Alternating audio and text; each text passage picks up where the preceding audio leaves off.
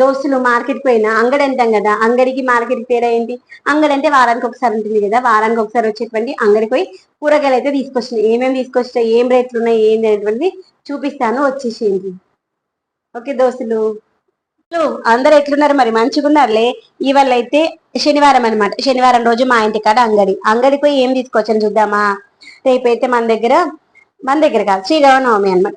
పూజ కోసం పువ్వులు, పొద్దున తాగడానికి మంచిగా వేడి వేడి నీళ్ళలో, గోరువెచ్చటి నీళ్ళలో నిమ్మకాయ తేనె, తర్వాత అన్ని కూరలలో వేసుకుంటే రుచిగా ఉండేటువంటి కొత్తిమీర, ఆరోగ్యానికి మంచిగా ఉండేటువంటి బీట్రూట్, రక్తం మంచి తక్కువగా ఉందనుకోండి, రక్తం ఎక్కువ పెంచేటువంటి క్యారెట్, బీట్రూట్, తర్వాత హై ఫైబర్ ఉన్నటువంటి ఈ యొక్క స్వీట్ కార్న్ చాలా మంచిది కదా, పిల్లలకి మంచి ఉడకబెట్టి పెట్టిన మనకు మంచిది తింటారు.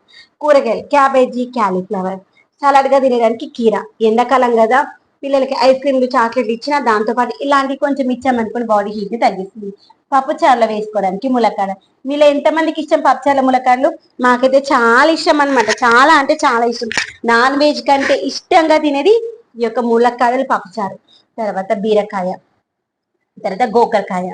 రేపు పండగ కదా, శ్రీరామనవమి, దానికోసం భక్ష్యాలు చేయడానికి పెసరపప్పు, నేనైతే పెసరపప్పుతో భక్ష్యాలు చేస్తాను. తర్వాత కూరగాయలు ఒకటేనా, తినడానికి పండ్లు ఉండాలి కదా, పండ్ల కోసం పొప్పడి పండు, తర్వాత మస్క్ మిలాన్. పొప్పడి పండు ఆరోగ్యానికి చాలా మంచి, మనకి రక్తహీనత ఉన్న వాళ్ళకి చాలా మంచి.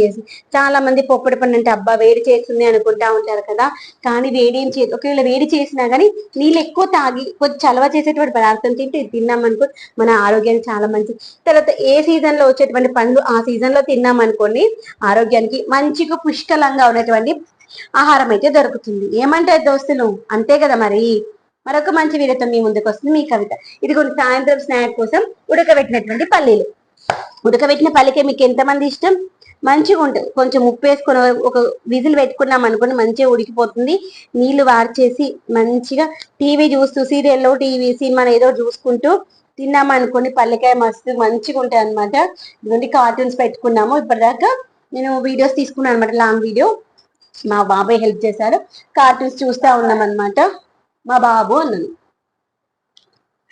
ఒలిచిస్తా ఉన్నాను, మా వాడు తింటా ఉన్నాను.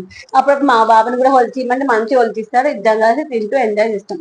Okay friends, bye.